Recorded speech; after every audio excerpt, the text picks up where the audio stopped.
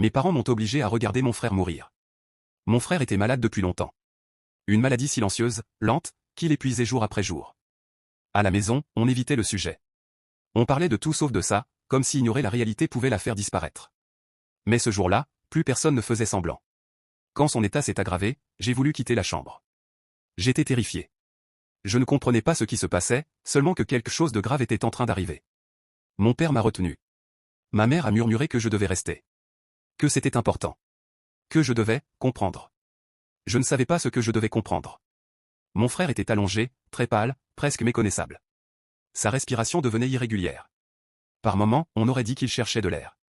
Ses yeux se sont posés sur moi. Ce regard, je ne l'oublierai jamais. Il n'y avait pas de colère. Juste une immense fatigue et peut-être une forme de pardon. Je voulais fermer les yeux. Je voulais disparaître. Mais mes parents étaient là, derrière moi, comme des gardiens. Regarde, a dit mon père.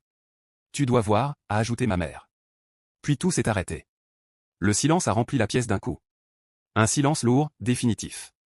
J'ai mis quelques secondes à comprendre que mon frère venait de mourir. Ma mère a éclaté en sanglots. Mon père est resté figé. Et moi, j'étais toujours là, incapable de bouger, avec cette image gravée dans la tête.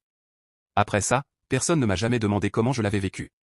Mes parents ont dit que c'était une leçon de vie. Que ça m'avait rendu plus fort. Que certaines choses devaient être vues pour être comprises. Mais avec le temps, j'ai compris autre chose.